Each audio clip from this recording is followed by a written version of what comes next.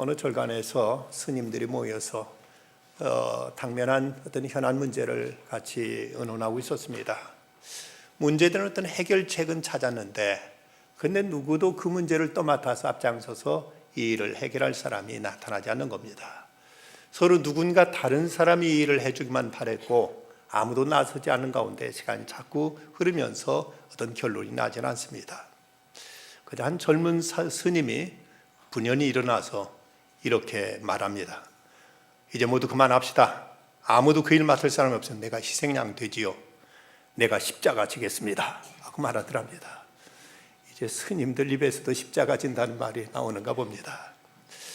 흔히 성공한 사람들 이 얘기를 들으면 그들은 남다른 선천적인 재능을 지었다고 늘 생각하기 쉽습니다. 하지만 과연 그런가?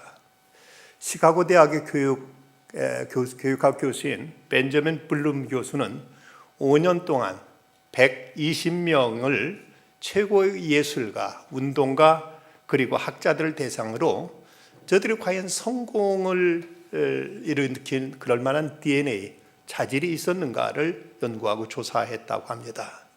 그런데 그들로부터 뛰어난 선천적인 재능을 발견하지 못했지만 그들에게 있는 한 가지 공통점은 타의 추종을 불허하는 결단력과 그리고 불굴의 추진력이 있더라. 이것이 저들로 하여금 성공에 이르게 한 가장 중요한 요소더라 하는 것을 이제 밝혀냈습니다. 20세기 가장 유명한 기독교 변증가인 C.S. 루이스 교수는 그의 책 악마의 편지에서 이런 얘기를 하고 있습니다. 왕 마귀가 조카 마귀에게 쓰는 편지로서 그 사탄이 그리스도를 어떻게 타락시키고 어떻게 무력하게 할까 하는 그 전략이 잘 나타나 있는 이야기입니다. 어떤 영국의 존경받는 한 노신사가 도서실에 들어가서 책을 읽다가 마침 기독교 서적을 접하게 되고 여기서 큰 감명을 받습니다. 그러면서 그런 생각을 나도 이제 이렇게 믿어서는 안 되지. 나도 무엇인가 이제 신앙생활을 내가 하나님 앞에 설 날도 멀지 않았는데 이제 그 앞에 설 수 있는 준비를 제대로 해야지 하는 이런 도전을 받으며 숙연해집니다. 그런데 이런 진지한 생각을 하고 있는데 얼핏 머릿속에서 드는 생각은 점심시간 다 됐는데 밥이나 먹고 생각하자 하는 생각에 식당에 가서 밥을 먹습니다. 밥을 먹고 나니까 그 식곤증은 오고 몸이 나른해지고 피곤하니까 집에 가야지 하고 버스를 타고 집에 가는 것입니다. 그러면서 드는 생각이 인생이 다 뭐 그런 거지. 이 나이에 뭘 유별나게 해서 뭐 내가 지금까지 살았던 생활을 바꾸고 말고 있겠나 하면 이런 생각에 무심히 집에 돌아오고 있는데 그때 그 뒤에서 마귀는 그를 보면서 회심의 미소를 짓고 있더라는 것입니다.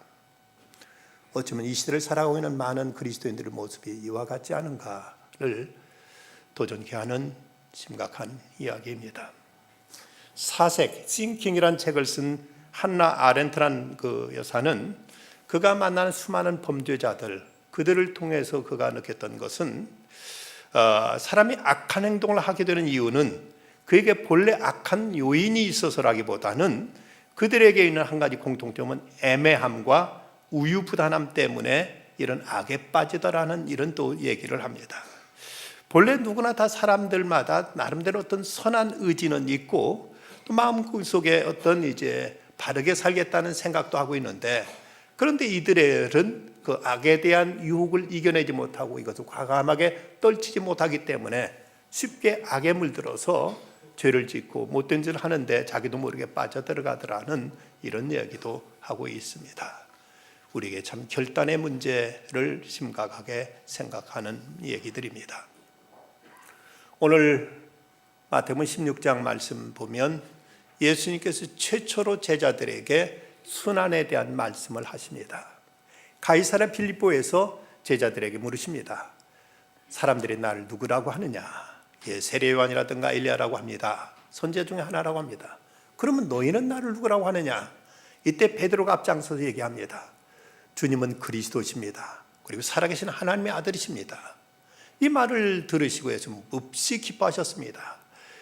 바요나 시몬아 내가 복이 있도다. 이를 내게 알게 하냐는 혈육이 아니요 하늘에 계신 내 아버지시니라. 또 내가 내게 이르노니 너는 베드로라. 내가 이 반석 위에 내 교회를 세우리니 음부의 권세가 이를 이기지 못하리라 하고 이렇게 베드로를 극찬하셨습니다. 제자들이 예수님이 누구신지, 예수님 바로 메시아라는 것을 알고 고백할 만큼 되자 예수님 이때 최초로 이제 순환에 대한 말씀하십니다.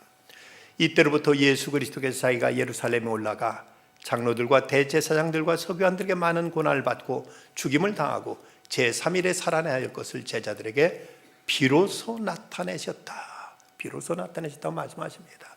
예수님은 이제 당신을 처음 따르는 자들에게 십자가지라는 말씀하지 않으십니다. 적어도 지금 이 제자들 한 1년쯤 같이 다니시면서 예수님께 많은 이적을 보이시고 당신이 어떤 분인가를 저들에게 깨닫게 하신 다음, 그래서 저들 입으로 주는 그리스도십니다, 살아계신 하나님의 아들이십니다 하는 이런 신앙 고백을 할 때쯤 되니까 이제 비로소 예수님께서 이제 순환에 대해서 말씀을 하시는 겁니다. 그러자 조금 전에 예수님부터 아주 칭찬을 받던 베드로가 대뜸 예수님께 나서 하는 말이 주여 그리마옵소서 일이 결코 주께 미치지 아니하리이다 하고 예수님을 붙들고 만류하는 겁니다. 그리고 예수님이 이때 단호하게 말씀하십니다. 사탄아 내 뒤로 물러가라. 너는 나를 넘어지게 하는 자로다. 내가 하나님 일을 생각지 않고 도리어 사람 일을 생각하는구나 하고 이렇게 엄하게 책망하시는 겁니다. 여기 예수님이 베드로를 향해 사탄아 물러가라고 말씀하신 것은 베드로가 사탄이라는 말씀이 아니라 베드로의 그 인정을 이용해서 예수님으로 하여금 십자가를 지지 못하게 하는 그 사탄의 음모, 사탄의 흉계가 거기 담겨 있는 것을 아시고 예수님은 그 배후에 있는 사탄을 향해서 사탄아 물러가라고 이렇게 단호하게 책망하신 것입니다. 그리고 나서 예수님은 누구든지 나를 따라오려거든 자기 자신을 부인하고 자기 십자가를 지고 나를 쫓아야 된다는 이런 말씀하십니다. 자, 예수 믿으려면, 예수님을 따르려면 자신을 부인하고 자기 십자가까지 지고 그리고 예수님을 쫓아야 된다. 이거 간단한 문제가 아니지 않습니까? 내 자신의 모든 걸 부정하고 십자가 지고 예수님을 따라야 된다. 꼭 그렇게까지 예수 믿어야 되나? 이렇게까지 예수 믿는 것이 꼭 어려움과 부담과 어떤 대가를 꼭 치러야만, 그래야만 예수를 믿을 수 있나 하는 이런 문제가 제기될 수밖에 없습니다. 그렇다면 그냥 안 믿고 말지 뭐, 그냥 편하게 이대로 살다 이대로 끝나면 되지 않겠느냐 하는 이런 생각을 할 수 있을 것입니다. 그런데 예수님께서 십자가를 지고 나를 따를 것이니라는 말씀하신 다음 그 다음에 25절에서 하신 말씀 보면 누구든지 제 목숨을 구원하고자 하면 잃을 것이요 누구든지 나를 위해 제 목숨을 잃으면 찾으리라 하면서 목숨의 문제를 예수님께서 언급하십니다. 그래도 거듭거듭 목숨을 말씀하시는데 이 얘기는 예수 믿는다는 문제는 우리들의 목숨이 달린 문제라는 것을 분명히 말씀하시는 것입니다. 단지 어떤 도덕이라든가 어떤 인격 수양을 위해서 믿는 정도의 차원이 아니라 이건 우리들이 생명의 문제, 구원의 문제, 영생의 문제가 달렸기 때문에 이 문제에서는 우리가 조금도 이제 어떤 타협하거나 이 문제에 있어서 우리는 적당한 선에서 머물러서는 안 된다는 것을 예수님 말씀하십니다. 여러분, 이 목숨이라는 것, 이거보다 더 소중한 것이 어디 있고 목숨과 다른 것과 바꿀 만한 어떤 다른 가치가 어디서 여러분 찾을 수가 있겠습니까? 미국의 아론 랜스톤이라는 젊은이가 있습니다. 21살인데 그는 나름대로 대단한 모험가로서 그는 휴가 때마다 로키 산맥의 준봉들을 하나씩 등정해 갔습니다. 총 45개의 봉우리를 등정했는데 모두 그때마다 항상 겨울에 그것도 한밤중에 또 그것도 단독 산행을 그는 즐겼습니다.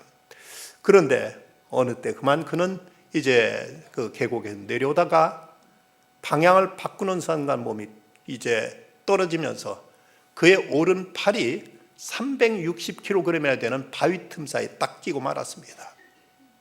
안간힘을 다하면서 팔을 빼려고 했지만 요지부동입니다. 그 칼을 꺼내 가지고는 자기의 그 팔이 껴 있는 그 바위를 깎아 보려고 했지만 그 바위도 너무나 단단한 바위라 좀 칼이 먹지는 않습니다.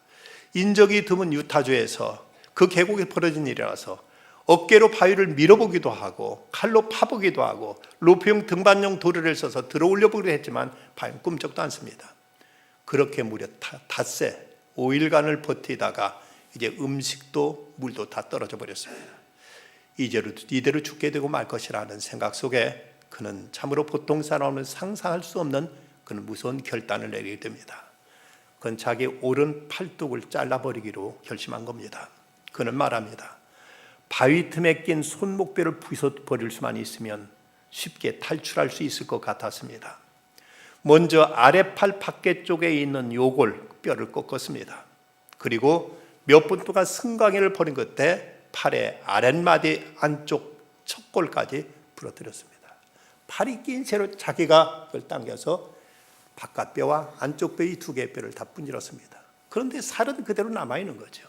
그러자 랜턴을 사면은 공짜로 주는 주머니 칼, 이 칼을 꺼내가지고 살을 자르기 시작합니다. 근데 그 칼이 얼마나 안 드는지, 뭐 털 하나도 잘라지지 않을 만큼 무딘 칼이었던지 그 칼 가지고 무려 1시간 동안이나 이 자기 살을 찢고 뜯고 해가지고는 드디어 팔뚝을 잘라냈습니다. 피가 튀고 살점이 잘 나가는 그 고통 속에서 그는 겨우 바위에서 벗어납니다. 하지만 아직도 그는 살아남기 위해서는 18m나 되는 절벽을 기어 내려야 됐습니다. 그리고 7km를 걸어가서야 겨우 네덜란드 사람 여행자를 만나서 그를 통해 구출을 받게 됩니다. 그가 구출받은 다음에 어떻게 그런 대단한 용기를 낼 수 있었느냐고 묻는 기자의 질문에 그는 쑥스럽다는 듯이 이런 대답을 합니다. 그저 실리적인 선택이었을 뿐입니다. 팔뚝 하나 잘라내고라도 목숨은 살아야 되겠다는 실리적인 선택이었을 뿐입니다. 라고 대답하더랍니다. 그렇습니다. 생명 살리는 일을 위해서라면 어떤 희생도 마다하지 않는 것, 생명이 최고의 가치이기 때문에 그럴 수 있는 것입니다. 여러분, 예수 왜 믿으십니까? 인격 좀 고상해지려고 믿으십니까? 예수 믿으면 뭔가 좀 사람이 괜찮아 보일 것 같아서 믿으십니까? 이런 것 같으면 세상에 많은 도덕 명망가들도 많이 있습니다. 또 다른 종교에서 나름대로 도덕은 얼마든지 얘기할 수 있고 찾을 수 있습니다. 그러나 예수 믿는 이 문제는 그런 차원의 문제가 아닙니다.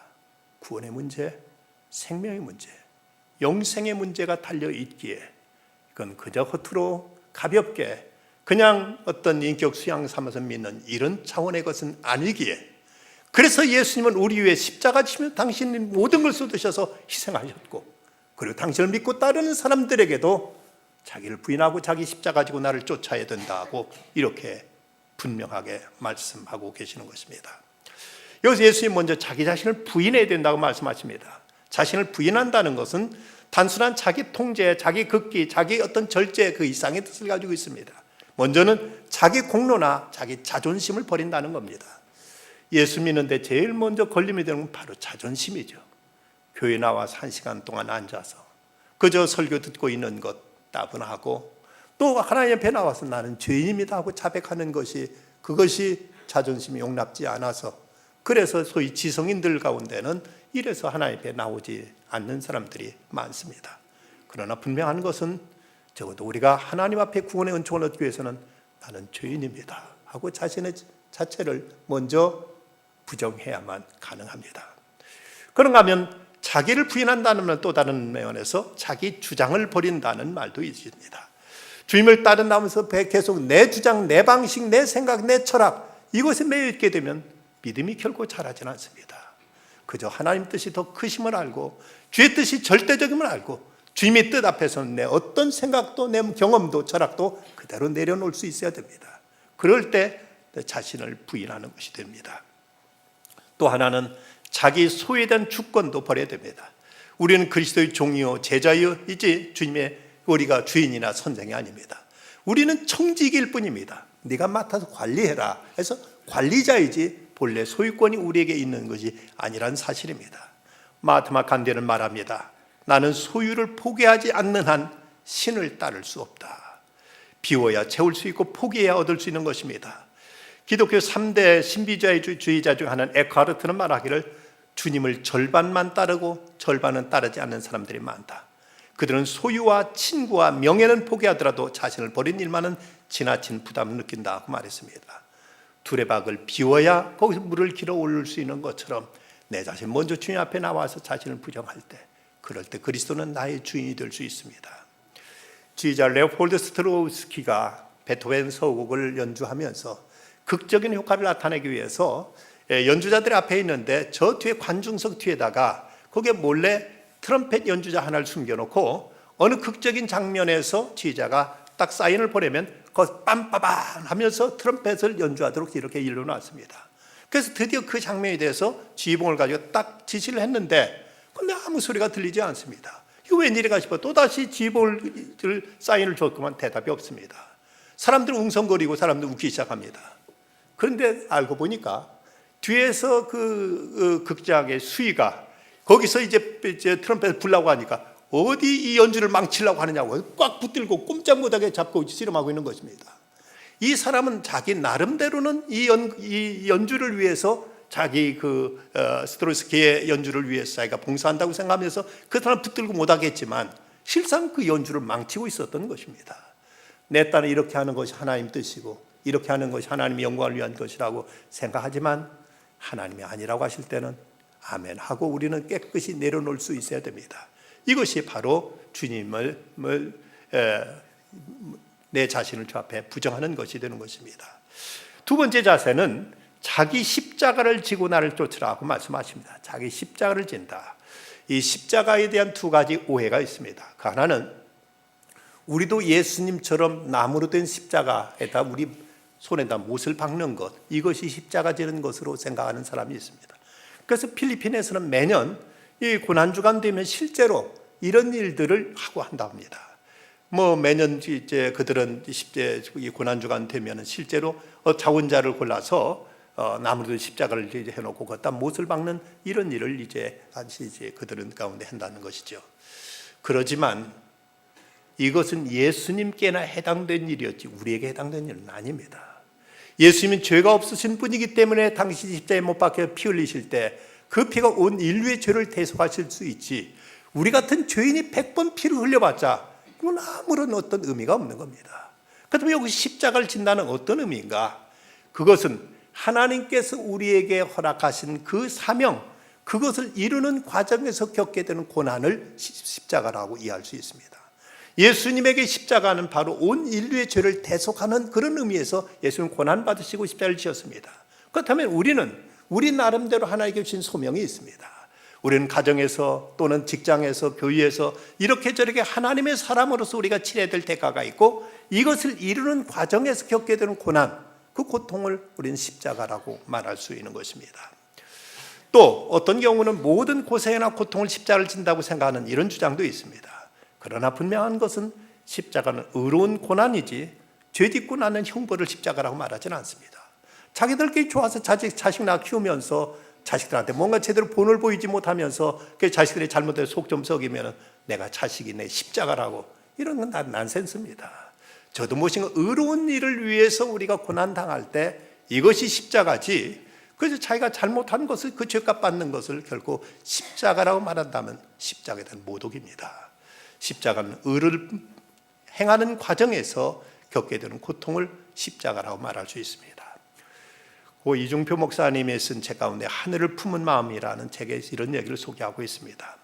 목사님, 저는 늦은 나이에 독자인 남편과 결혼해서 시부모님을 모셨습니다. 마음 시작한 시어머니는 일찍 돌아가셨고 성격이 까다로운 시아버님을 오래 사셨습니다. 시아버님의 뜻을 다 받들면서 모시기는 너무 힘들었습니다. 마치 제게 고통을 주시려고 사시는 것처럼 보였습니다. 그럴 때마다 부모님께 잘못하면 천국에서 아버지 하나님을 만나기 어렵다. 눈에 보이는 아버지를 잘 섬겨야 보이지 않는 하나님도 잘 섬길 수 있다라는 목사님 말씀을 생각하며 최선을 다했습니다. 그러던 어느 날 시아버님은 중풍에 걸리셨고 치매 현상까지 나타났습니다. 시아버님은 제가 집을 비운 사이에 온 집안에 오물을 발라두기 일쑤였습니다. 퇴근하면 집안이 악취가 진동했고 그럴 때마다 무릎 꿇고 저를 별세시켜달라고 저는 기도했습니다. 눈물로 오물을 닦아냈습니다.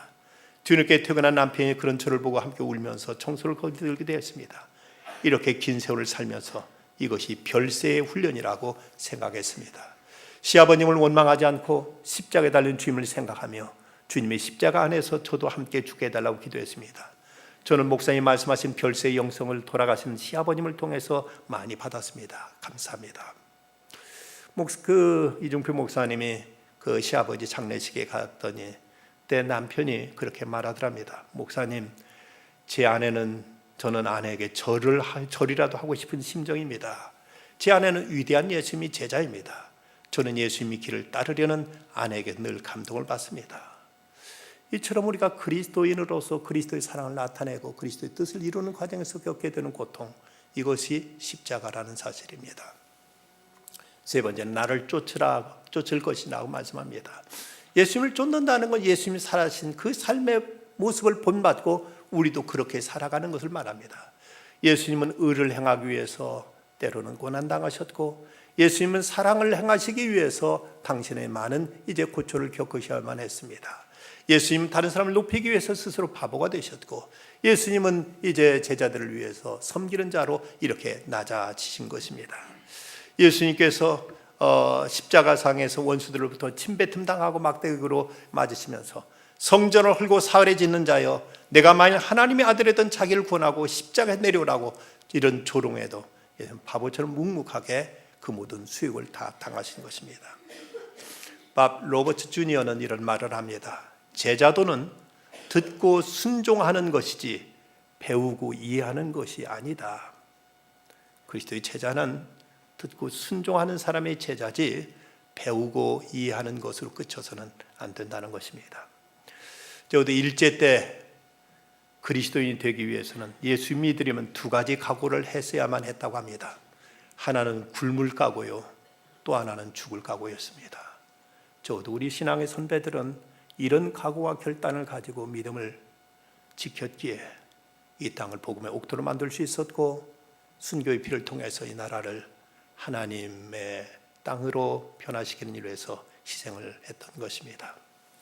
하와 아메드라는 북아프리카에 있는 이슬람 여학생이 어느 날 기숙사에서 기독교 소책자를 읽고 그는 예수님을 영접하게 됩니다. 이 사실이 가족들에게 알려지자 당장 그 부모가 그를 데려다가 의자에 묶어놓고 전기로 그 몸을 감아서 이제 죽이려고 전기를 이제 대는데, 코드가 분명히 껴 있는데도 전기가 통하지 않는 겁니다. 전기선이 문제가 있는가 보다 전기선을 또 다시 바꾸다 이제 몸을 전기를 이제 이었습니다. 그래도 전기 아무리 이상이 없습니다. 3번, 4번을 해도 아무런 이상이 일어나지 않자 그녀를 실컷 때려가지고 발가벗긴 채 너는 내 자식 아니다 하고 이 여학생아이를 쫓아내버렸습니다. 울면서 자기 친구 집으로 피신했습니다. 마침 그 친구가 그를 맞아주었고 그 집에 머물게 하면서 입을 옷을 주었습니다. 그런데 여학생으로서 빨가벗긴 채 길거리를 달려서 친구 집에 왔던 그 과정에 넘어지지 창피하고 수치스러워서 사람들에게, 이웃 사람에게 물었습니다. 그때 어땠느냐? 그랬더니 이웃 사람이 하는 말이, 그 여자는 하얀 아름다운 드레스를 입고 오는, 그리고 그 아름다운 드레스를 입은 여자가 달려가는데 그 모습을 몹시 궁금했다고 이렇게 말하더랍니다. 하나님이 그의 수치를 가려주셨던 것입니다. 사람들 눈에는 하얀 드레스를 입은 모습으로 비춰졌고, 하나님은 그녀를 부끄러움에서 건져주시고 보호해 주셨습니다. 그녀는 한 기독교 단체에서 이제는 전도사로 일하게 되었다는 것입니다. 일본의 기무라 세리마츠라는 유명한 부흥 강사가 있습니다. 이분이 젊은 시절 예수님을 믿고 나서 하나님께 자신을 들여서 헌신하겠다고 자기 혈혈단신 미국으로 건너갔습니다. 아무것도 없이 겨우 미국으로 건너간 다음 그는 이제 어디 머물 곳도 없었고 학비도 없었던더라. 어느 교회 찾아가 목사님께, 목사님, 제가 신학을 공부하러 왔는데 제가 일할 수 있는 일자리를 좀 마련해 주십시오 라고 부탁합니다.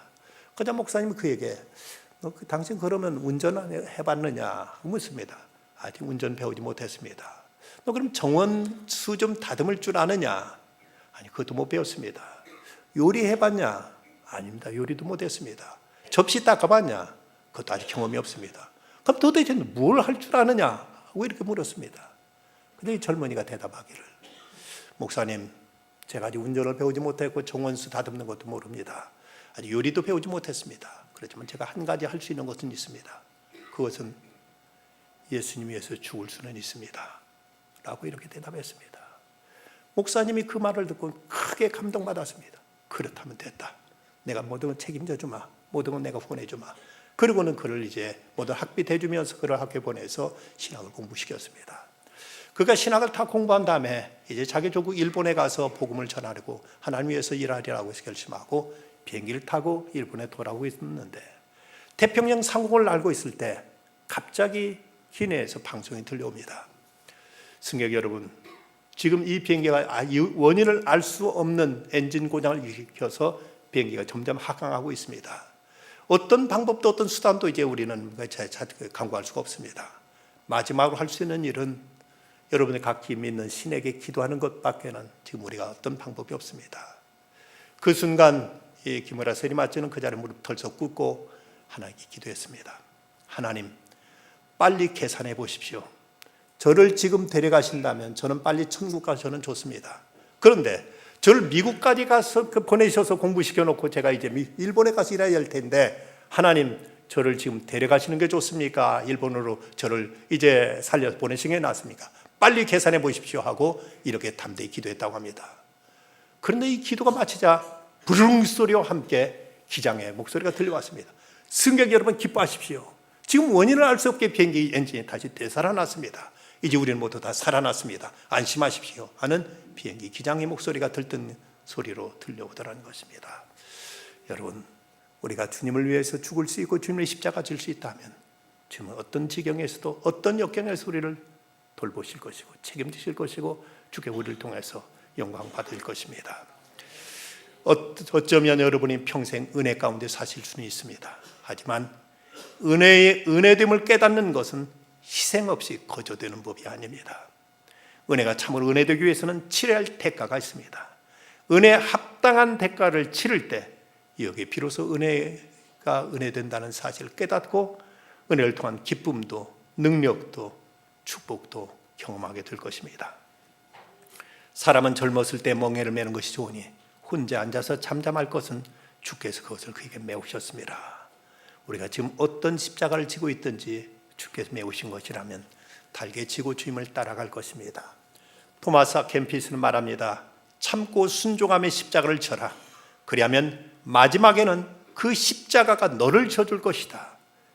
우리에게 주어진 십자가 묵묵히 지고 갈 때 이 십자가가 우리를 이제 져줄 것이고 우리를 살릴 것이고 우리로 하여금 영광의 자리, 승리의 자리까지 나가게 할 것입니다. 중세의 성자였던 성 버나드는 가슴을 치며 탄식합니다. 나의 하나님은 십자가에 달려 계시는데 나는 어찌 여전히 쾌락만 즐기고 있는가. 십자가에 달린 예수 그리스도, 그건 멀리서 구경만 하고 있어서는 안 되겠습니다. 우리를 위해 주님 십자가 지었으니 우리도 각기 우리 자신에게 주어진 십자가 지고 주님을 따르게 되면 주님은 우리 곁에 다가오시고 우리를 붙드시고 도우실 것이며 더 큰 은혜로 우리를 감싸줄 것입니다.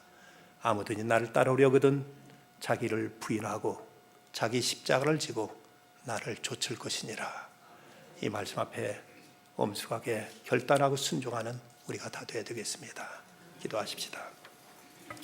거룩하신 아버지 하나님, 오늘도 주님의 그 고난 의지하여 이렇게 주님 앞에 나와 하나님을 아바 아버지로 부르며 경배와 찬양을 드릴 수 있는 이 자리에 있게 하심을 감사합니다. 주님은 저희를 위해서 그 값비싼 희생 치르셨는데 아무 희생 없이 부담 없이 믿겠다는 이 잘못된 망상에서 벗어나게 하여 주시고 저희도 각기 저에게 주신 그 십자가 저희들이 능히 담당하고 끝까지 주님을 믿고 따르는 중에 저희 모두가 주님의 영광의 자리까지 참여할 수 있는 저희들 다 되게 해 주시옵소서. 예수님의 이름으로 기도드리옵나이다. 아멘.